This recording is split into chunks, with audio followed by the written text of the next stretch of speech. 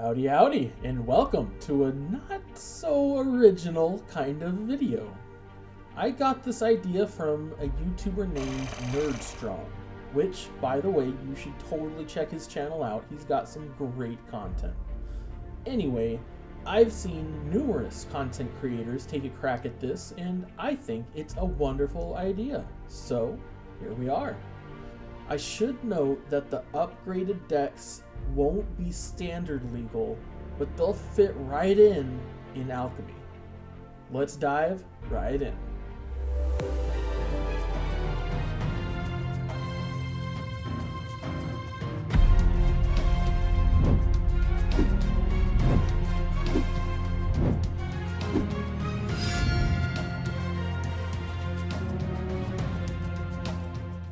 I think it's prudent to approach things alphabetically. So, with that in mind, let's start with some mono blue flying action. Aerial Domination. I played 5 games with the original deck to get a feel for it, and I'm not impressed. I went 1-4, and that one win was a nail biter. The main issue with the deck is that its plays are just so underwhelming. There is token synergy for flyers sprinkled throughout the deck, but none of it is truly game-winning. None of it has that oomph factor that something like Unstoppable Slasher plus Aclazotz has. That's synergy. That, and there are too many lands. I flooded twice while testing. Moving on, the best card in the deck, Winged Words, is only a 2 of, which is a travesty if you ask me. And geez Louise, man, everything 5 mana and up is just way overcosted. Except for Riddlemaster Sphinx. He's chill. I didn't realize you were chill like that. And what the frick is Frilled Sea Serpent doing here? I guess his ability is something you can sink your 15 flooded mana into in the late game, but he doesn't even have flying. WTF, Wizards. Anyway, that's the deck in a nutshell. Now that we know the starter deck, let's work some magic.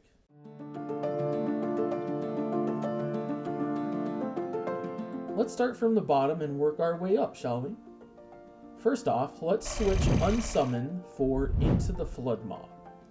They both cost and have the same effect, but Into the Floodmaw has the additional option to gift a tapped fish to target any non-land permanent an opponent controls. So, it's strictly better. Next up on the chopping block is Wall of Runes. Instead of trying to shore up a weakness, a la our aggro matchup, we should focus on strengthening our strategy as much as possible. To this end, I added Spyglass Siren as the replacement. It's a cheap flyer with quasi-card draw, which synergizes excellently with the rest of the deck. Moving on, we have Glint. Glint has the advantage of providing a whopping +3 toughness buff, but that's often overkill, to be honest. And in any case, the main reason we're playing the card is for hexproof. Shore Up not only provides hexproof for 1 less mana, but it also untaps the creature it's targeting, often catching your opponent off guard with a surprise blocker. Pretty cool. Now on to Sworn Guardian. Ugh.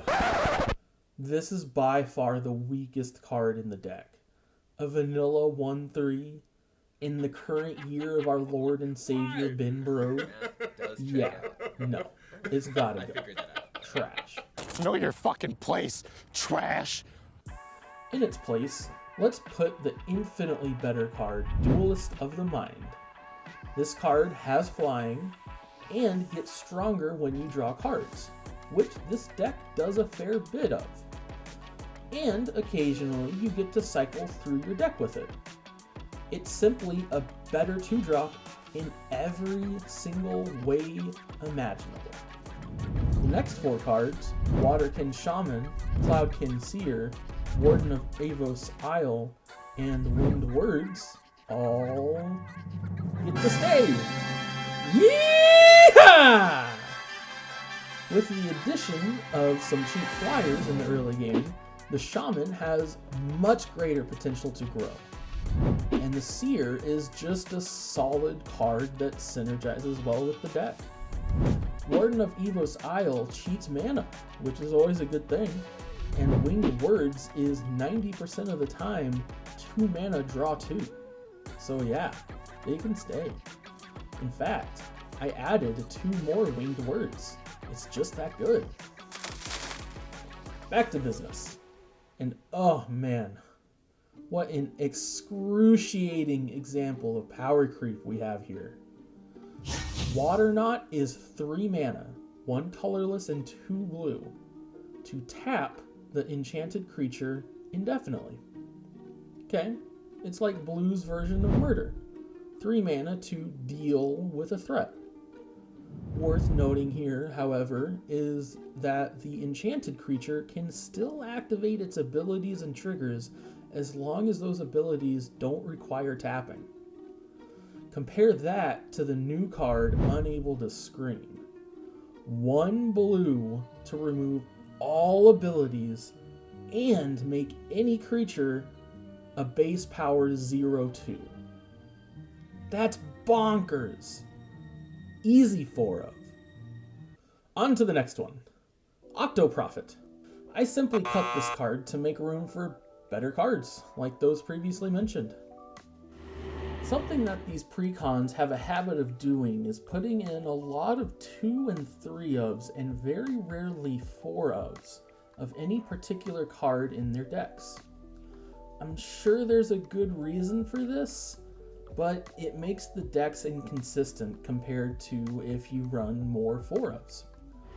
And last, and this time also least, we can get rid of Frilled Sea Serpent. Who even let him in here? Ain't nobody got time for that. I do want to keep the rest of the top end because, while mostly overcosted, it's thematically cool as all get out, so I'm keeping it. And with the addition of Duelist of the Mind, Overflowing Insight becomes a finishing combo piece. Oh, and I almost forgot. I trimmed down a couple of lands. I find that 23 is an excellent sweet spot for most decks' land counts. And you may have noticed that we are 4 cards over the required 60. This is okay. You can run as many cards as you want to. There's no cap. But the more cards you add, the less likely you are to draw any one of them, making your deck inconsistent. 60 cards is the sweet spot, but going over by a few cards is perfectly acceptable. Now, let's talk about rarity. Because not everybody is fancy pants Rich McGee over here. Most of the additions I made are either common or uncommon. The only exception is Duelist of the Mind. He's rare. So, this is totally affordable even for a new player. And there you have it. Now let's see if these changes made any difference, or if I'm just a chump shuffling around some cards.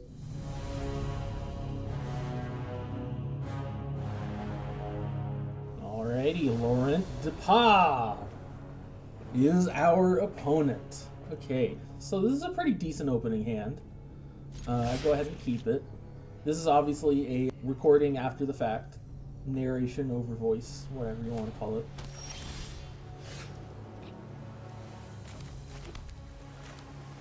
I play the Spyglass Siren. It feels really good to have something to do on turn 1. Having the Waterkin Shaman to come up with on turn 2, or the Duelist of the Mind. I can't remember which one I played first. I'm pretty sure I played the Shaman first, so that you can get the buff by playing this Duelist of the Mind after the Waterkin Shaman. Picking up the Unable to Scream is phenomenal. That card is busted.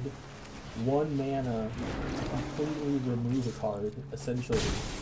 It's so good. It's so good. Ah. And you'll get to see that in this game. They do have removal for the Shaman, which is a bit unfortunate, but they spent 3 mana to deal with a 2 mana creature, so that's a pretty good trade, I would say. And it paves the way for the Duelist of the Mind, which is unarguably a bigger threat than the Shaman. So we're sitting pretty. We're keeping up in mana, which is almost never an issue with this deck, because even at the reduced 23 lands, it's a mono deck. So you're almost never going to have any mana issues with this kind of deck. And that feels really nice. Draw 2. 2 mana, draw 2. Feels pretty good. Nothing worth spending the Unable to Scream on as of yet. So I just sneak in for 1 damage. Big 1 damage, first blood. Counts for a lot. Except for not really getting angry at all. Doesn't have that much of an effect on the game. And they clap back with 3 damage of their own. And now we finally have a creature worthy of screaming. So they spent 4 mana. Actually, they spent 6 mana, I believe, because they summoned the Offspring as well. No, that's not the Offspring. That's just a token. So they spent 4 mana, and we spent 1 mana. That's just so good. Ugh. I could sing all day about how good Unable to Scream is.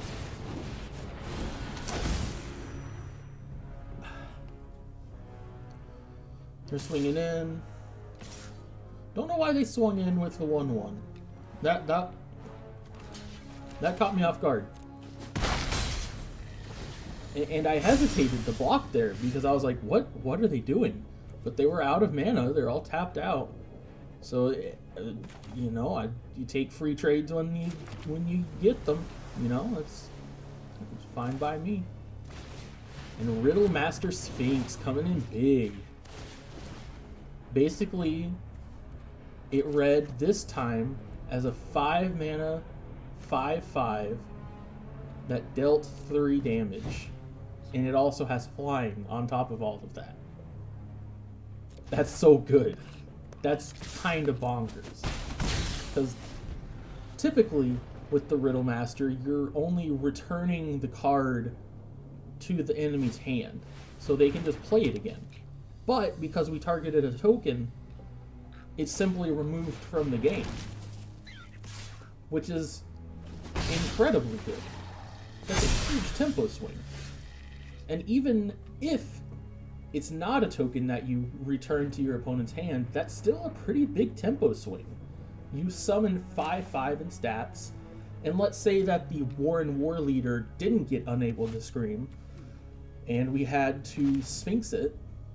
That's 4 more mana that the opponent has to pay in order to attack with the War Leader. And the tempo loss, they won't be able to attack with the War Leader itself for another turn. So it's a pretty good card. They have the Caretaker's Talent, and they have a pretty scary board. Not as scary as ours. But it's growing, like I need to end this game soon, or else they're going to take over. And thankfully, I have exactly what I need in order to do that. And I'm here thinking about just making absolutely certain that I have enough mana to play the Cloud Conceer and Sleep. And I triple checked. I definitely had enough mana. And this is going to be my last gasp. If they can answer this attack, then I'm probably gonna lose. But they don't got it, baby. What up? GG, baby. And there you have it. Okay, so first game, that felt good. Being proactive in the early game feels great, even though our threats were answered immediately throughout the game. That just goes to show you how resilient the deck is now. And it was our small boys getting in for steady chip damage throughout the match that set up for the Soul Blade Jin into Sleep combo finisher. I feel like Sleep is perhaps a bit slept on. Yeah? Yeah? Listen, Al-Gaib! Jokes aside, it's won me 2 games now, and I'm starting to like it. But this is only 1 game. I need 4 more to give it the same test I gave the starter deck. Here, have some highlights.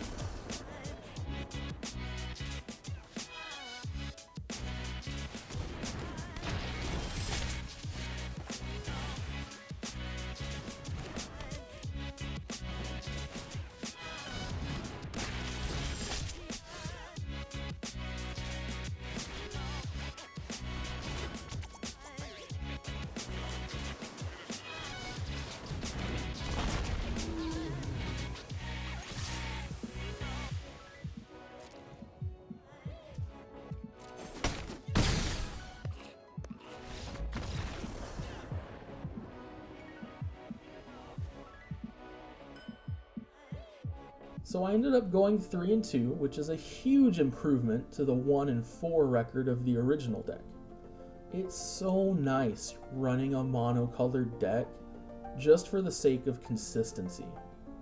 Not once did I get flooded, nor did I get mana screwed. 23 is the magic number, I'm telling you.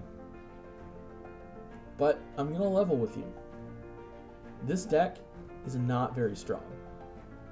It fits neatly near the bottom of C tier, in my opinion. That being said, it was a breath of fresh air to play coming from ranked standard. It's not the strongest, but it's good, solid fun. So, if this upgrade strikes a chord in you, maybe you can take it for a spin yourself. And there you have it, folks. If you made it this far, you're an absolute legend, and I hope that your coffee is always the right temperature.